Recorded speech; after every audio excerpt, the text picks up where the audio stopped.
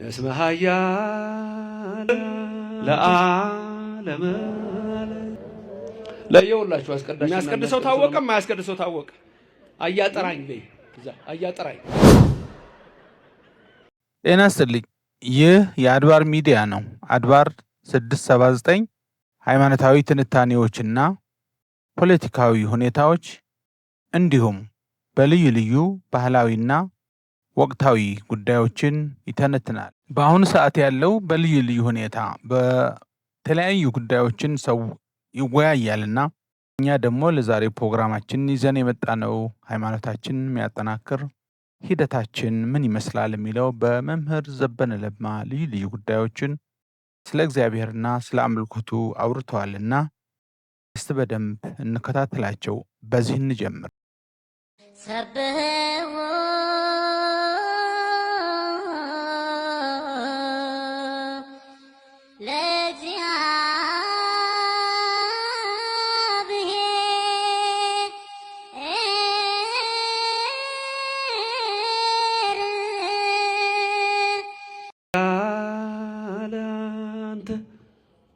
እኩት ወስቡህ ወለከ ስብሐት ለዓለመ ዓለም እስመ ኃያል አንተ እኩት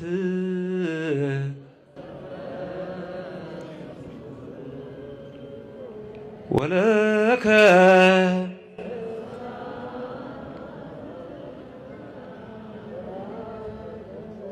ለየውላችሁ አስቀዳሽና የሚያስቀድሰው ነው የማያስቀድሰው ለይቼላችኋለሁ። ፍልጥ ብሏል። ለይቼላችኋለሁ። ካህን ታወቀ። የሚያስቀድሰው ታወቀ፣ የማያስቀድሰው ታወቀ። ታወቀ። አንተ እስመ ኃያል ተውና እንትን በል። አንቺም እንደዛው አያጠራኝ በይ እዛ አያጠራኝ አያጠራኝማ በይ እንደዛ። ያኛውም በራሱ መንገድ ትምህርት የለውም አይደለም። እኔ የምፈልገው አንተ የተጠራህበት አንቺ የተጠራሽበት ደግሞ ዓላማ አለ። እዚህ ነው ተጠርታችኋል። እዛ አትጠራሩ፣ እዛ አትጠራሩ፣ እዚሁ ተጠራሩ። ኑ በጎቼን በስማቸው አውቃቸዋለሁ ጠራቸዋለሁ እኮ ነው የሚላችሁ። ግልገሎቼን፣ ጠቦቶቼን፣ ሕፃናቱን ሁሉ እስቲ ተናገሩ።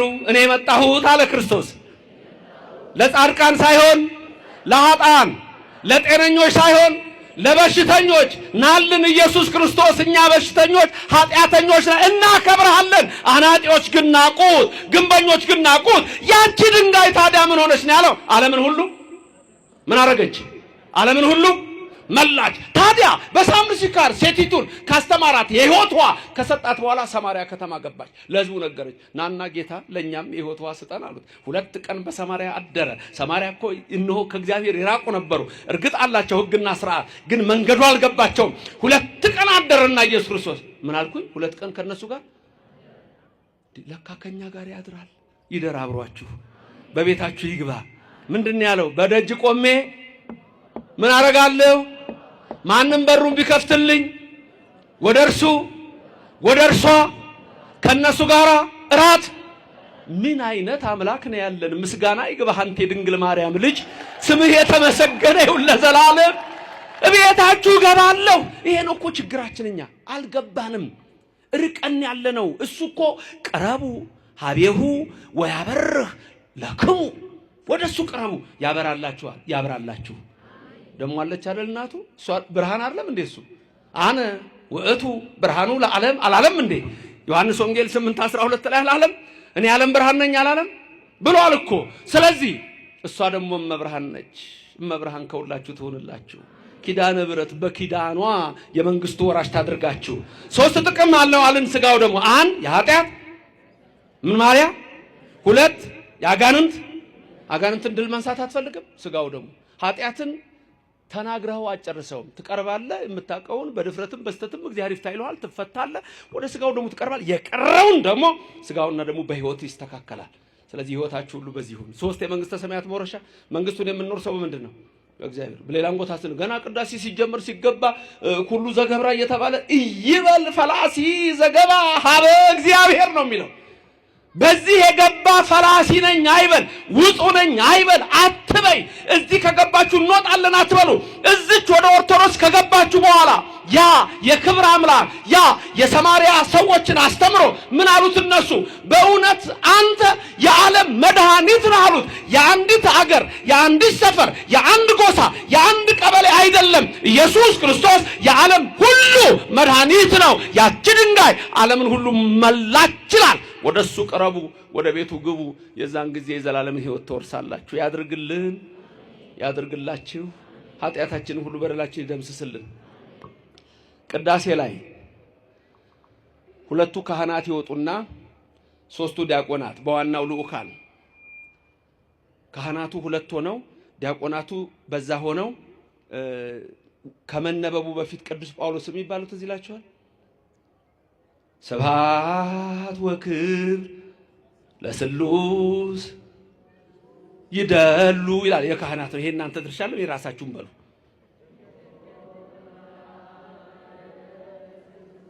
ለካቺ ቀለም ከብዳቸው ነው። እቺን ይችላሉ፣ እቺን ይችላሉ፣ እቺን ይችላሉ።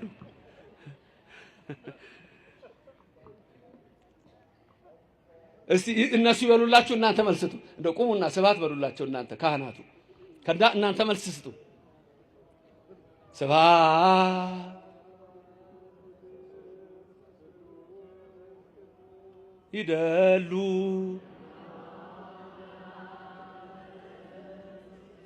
ጎሽ ያክብርልን፣ ያክብርልን። አባቶች አመስግኑት። ሌላ የለም፣ ሌላ ቦታ የለም እኮ ይሄ እኮ ሌላ ቦታ የለም። ምንድነው ያሉት ካህናቱ? ለአብ ለወልድ ለመንፈስ ቅዱስ እኮ ምስጋና ክብር ይገባቸዋል ነው እኮ። ስብሐት ወክብር ለስሉስ ቅዱስ ይደሉ። ለስሉስ ቅዱስ ቅዱስ ስሉስ ተብሎ ለሚመሰገን ለስላሴ ለእግዚአብሔር ስብሐት ምስጋና ሲሉ እናንተ ደግሞ ምን አሉ? ምን አላችሁ? ይደሉሙ ይገባቸዋል አላችሁ። ለማለማ ነበር ያላችሁት? ለአብ ለወልድ ለመንፈስ ቅዱስ ምን ይገባቸዋል?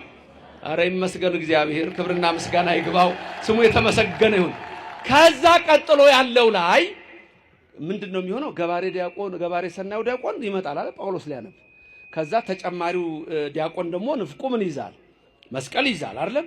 ከዛ ገባሬ ሰናዩ ቄሱ ደግሞ ጽናውን ይዞ ሌላው ጥላ ይዞ እንዲህ ይዞራሉ አይደል? እያጠኑ ሲያጥን ዝም ብሎ አይልም። አሁን እኛ ጋር ምንም ነገር ዝም ብሎ የሚባል የለም። የሚባል ነገር አለ። ካላወቃችሁት አስቸጋሪ ነው፣ አስቸጋሪ ነው። እኔ አንድ ጊዜ ስናቅ ጥሩ ነው አሉ እዚህ ወንድሞቼና ፈረንሳይ አካባቢ ኢየሱስ የሚባል ቤተክርስቲያን አለ ታውቃላችሁ። እዛ ደግሞ ከጎን ምን አለች ቤተክርስቲያኑ?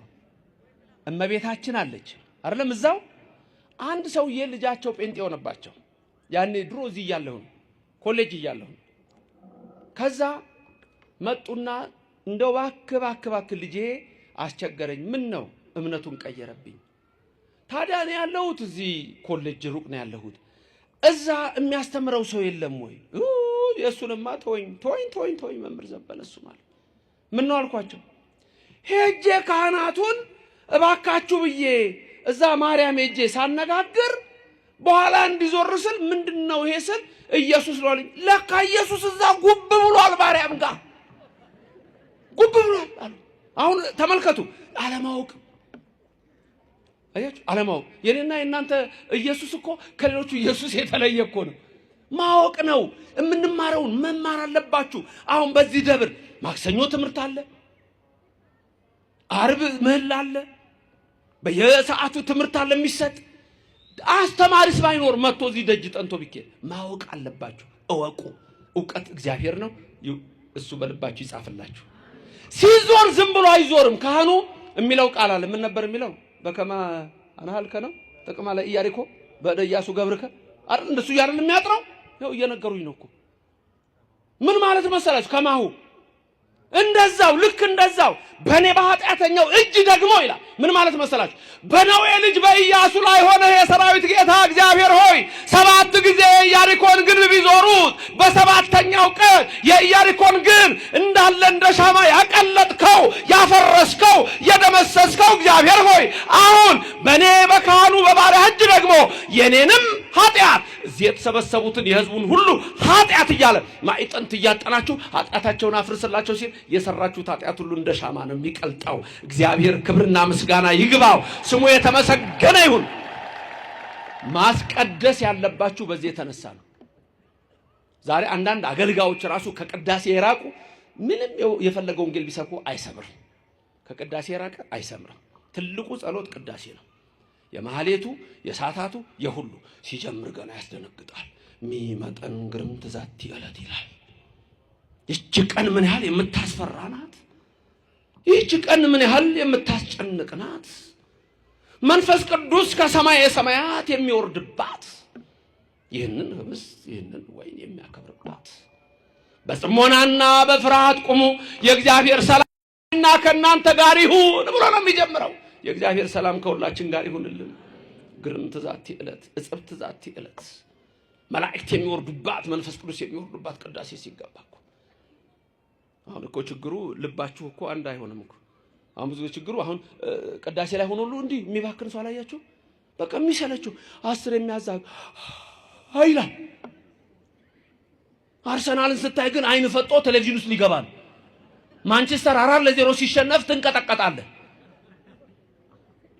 ይቅርታ ቴዲ ማንቸስተር ተናልኩ። የማንቸስተር ደጋፊ ነው ጓደኛዬ። ልብ የለም ልብሽ የለም። እሱ እኮ ነው ችግሩ። የሚመጣን ግርምት ዛቲ ይላል። በፍርሃት ቁሙ። ደሞ እኮ ወደ 12-13 ጊዜ ምን ትባላላችሁ? ተንሱ ለጸሎት በዜማ። ለምንድን ነው የሚደጋገመው? የቆማችሁበትን ወቁ። ጸሎት ላይ ናችሁ። ጸሎት መንፈሳችሁን ህሊናችሁን ሰብስቡ። አንዳንድ ካህናትም አሉ። እኔ አሁን ስልክ መቅደስ ውስጥ ይዞ መግባት ከጥንት ጀምሬ በጣም ነው የምቃወመው። በተለይ የደነገጥኩት ግን እኔ አባቶች ያላችሁ ከተሳሳትኩ ልታረም፣ ካሜራ መቅደስ ውስጥ ገብቶ ጳጳሳትም መነኮሳትም ቅዳሴ ሲቀደስ ያኔ እኔ መቅሰፍት መጣ ነው ያልኩት። መቅደስ ውስጥ ድረስ እሱን ራሱ ያውቁበታል። እነሱ ወደ እነሱ አንናገርም። ያውቁበታል፣ ያስተካክሉ። እናንተም ናችሁ ዝም ብሎ ቆመ ምስለም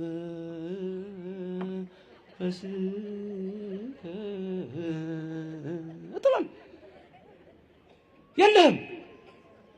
ያችን 2 ሰዓት ያችን 1 ተኩል 3 ሰዓት ስለምን አይሆን? በቃ ተንሱ ለጸሎት።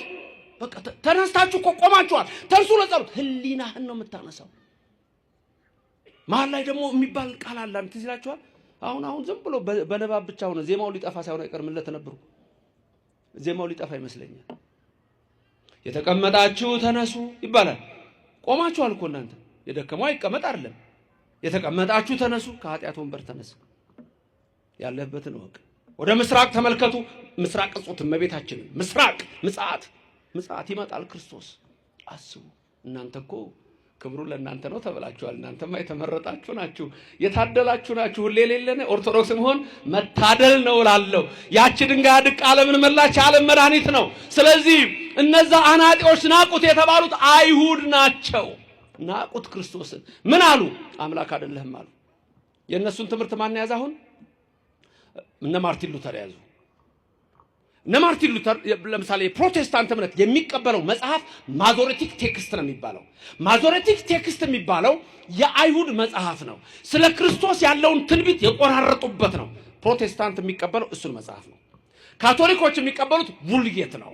ቡልጌትን የጻፈው ጄሮም ነው። በ480 አካባቢ ነው። እሱም ደግሞ እንደዛው አይሁድ አልተጠቀሙበትም ብሎ ቆርጦታል። አናጢዎቹ ናቁት ኢየሱስ ክርስቶስን። ስለ ዘመዶቹ ሲናገር ያ ኢሳይያስ ነብይ ምን አለ? ባየነው ጊዜ ደም ግባት የለውም አለ። እኛ ግን እንደተቀሰፈ ቆጠርነው አለ። በኢሳይያስ ትንቢት ምዕራፍ 53 ላይ ማን ነው ያስተዋለው ከትውልዱ አለ። ባየነው ጊዜ ደም ግባት የለውም አለ።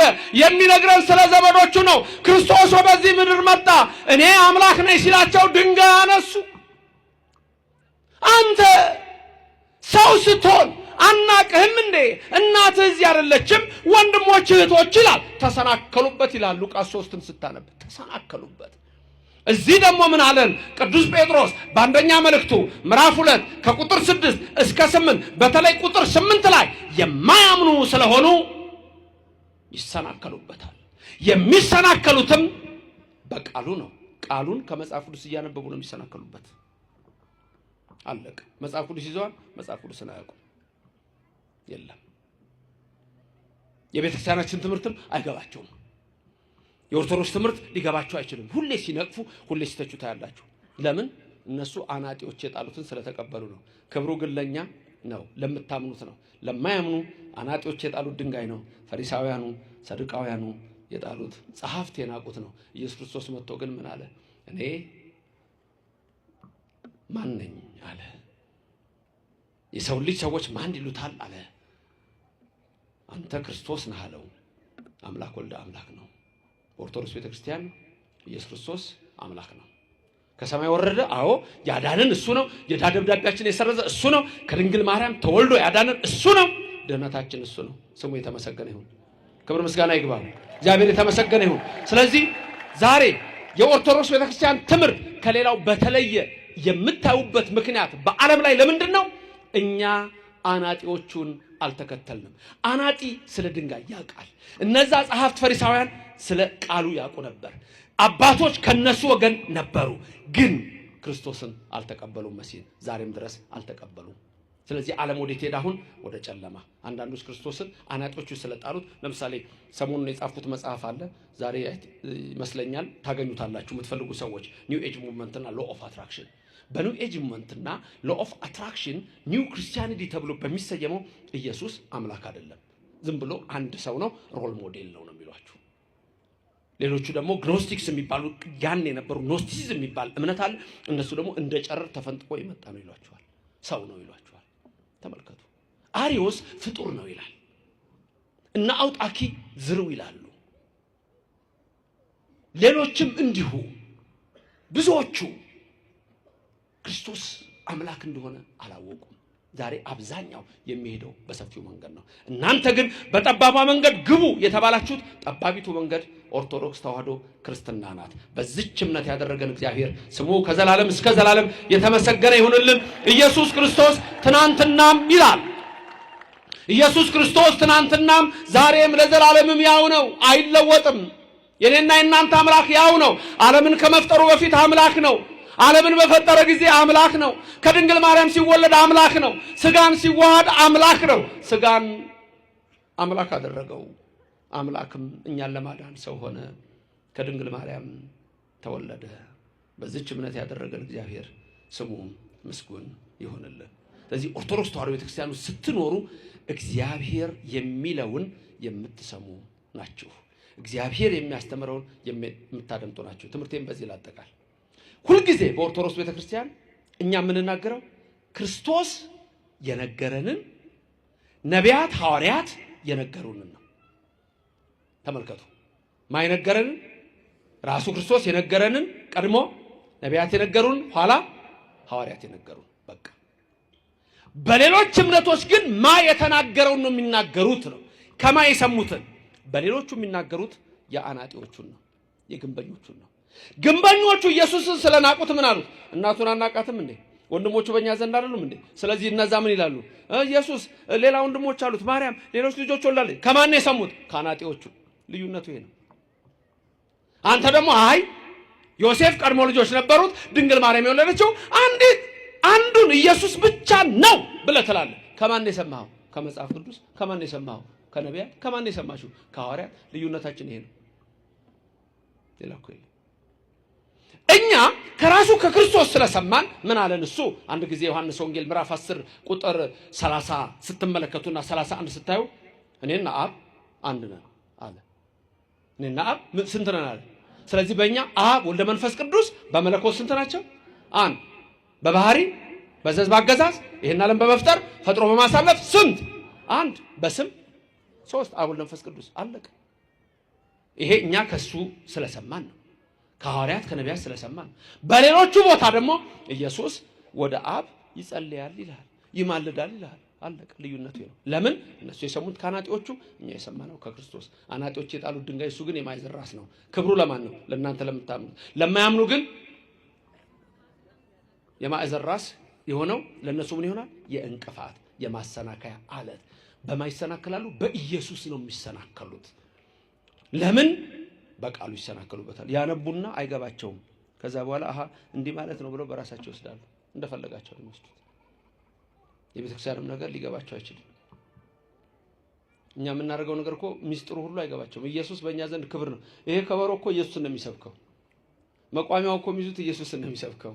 ጽናጽኑ እኮ ኢየሱስን ነው። ጽናው ቅድም የሚነግራችሁ እኮ እመቤታችን በአምሳል በመርገፍ እኮ ነው የነገረን እግዚአብሔር። አንዱ መጣና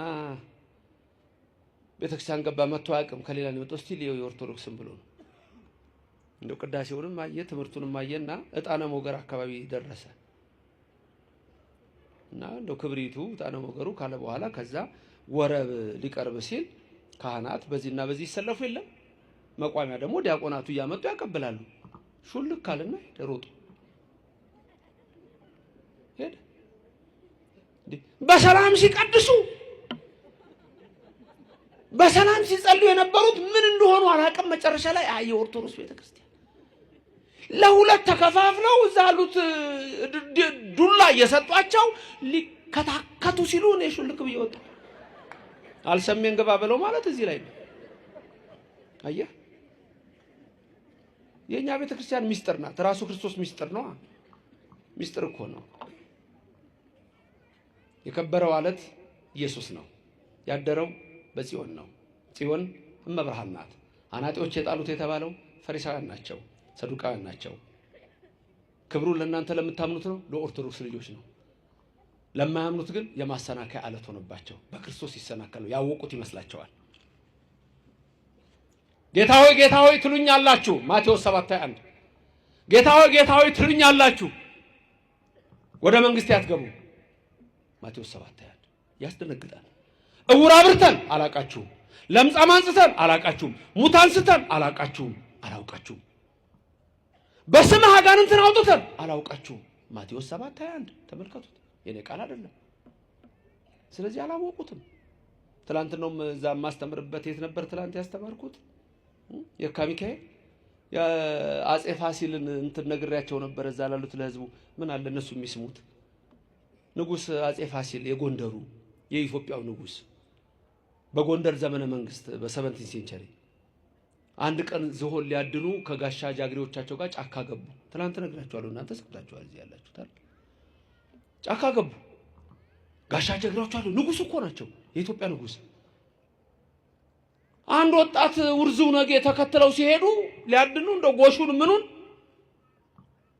ቁርጥርጣሉና ማንንም አጠገባቸው የለም። እሳቸው ተከትለው ሲያሳድዱ ዞር ቢሉ ማንንም የለም፣ ዞር ቢሉ ማንንም የለም። ብቻቸውን ጫካ ውስጥ መንገዱን አያውቁትም። ንጉሱ ቤተ መንግስታቸው የጎንደርን መንገድ ከተማውን። ከዛ ግራ ገብቷቸው ቤት ይሆን እያሉ በቅሏቸው ላይ ተቀምጠው ሲሄዱ አንድ ሰውዬ ጌሾ ተሸክሞ ይሄዳል። እንዴት ዋልክ አሉት። እግዚአብሔር ይመስገን፣ አንተስ እንደምን ነህ አላቸው። ንጉሱ የጎንደርን የቤተ መንግስቱን መንገድ ታውቀዋለህ? አሳምሬ አሳየኛ። ጌሾ የለማትቼ እከፍልሃለሁ። ከከፈልከኝማ ምን ቸገረኝ? በልና ምራኝ። አንተ በቅሎ ላይ ተቀምጠን በግሬ እና አፈናጠኝ ናውጣ። ንጉሱ ጋር ከንጉሱ ጋር ከኋላ አፈናጠውት። ንጉስ መሆኑን አላወቀም። እኔ ስገምተው ይሄን ትላንትም ተናግሬያለሁ። የአንድ የወለጋ ሰው ነገሩ የሚባል ሰው በክርስትና ስሙ ነው መጽሐፉ ላይ ያለው። እርግጥ የጻፈውን አዲስ አበባ ዩኒቨርሲቲ ያሳተመው እዛ ላይ የኢትዮጵያ ታሪክ በአፄ ቴዎድሮስ ዘመን ይመስለኛል። እዛ ላይ ነው ያነበብኩት። ይታወቃል ታሪኩ።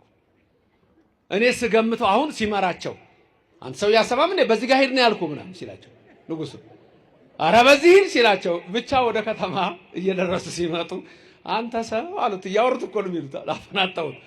ንጉሱን ታውቃቸዋል አለ። አረ አንተ ሰው ቀልደኛ ነህ። ንጉሱን ታውቃለህ? ደግሞ ማን አድርሶኝ ከንጉሱ አብሮ ቁጭ ብሏል። ማን አድርሶኝ? በቃ ከተማ ስንገባ ታውቃቸዋለህ አሉት። ወደ ከተማ ስንገባ ታውቃቸዋለህ። ከዛ በኋላ ወደ ከተማ ሲደርሱ ንጉስ ሲመጣ ሰው የሚያደርገውን ታውቃላችሁ አይደል? በድሮ ነገስታት ጊዜ ፊልም እንደገና አይታችሁ ከሆነ እንዲሁ የለበሰው እንዲህ እያደረገ ይሰግዳል አይደለም? ንጉስ ሲመጣ ጥፍ ይላል። ክብር ያለበት ዘመን ስለሆነ ነው። ታዲያም አሁን እንትን አሉት ንጉሱን አሁን አወካቸው አሉት። የታሉ አሉ። አሁን ሰው ደግሞ ይሄኔ ገርሞታል። እንዴ ንጉሱ ዛሬ ማንን ነው ያፈናጠጡት አይደል? ከንጉሱ ጋር ታይቶ የማይታወቅ ነገር ነው። በድሮ ዘመን አስቡት ደግሞ ብቻ እያነጠፈ ይሰግዳል እና አሁን አላወካቸውም አሉ። የታሉ እንዴ ሰው እኮ እየሰገደ ነው አሉት። አየና እና አሁን አወካቸው አሉት። እንግዲያውማ ወይ ካንተ ወይ ከኔ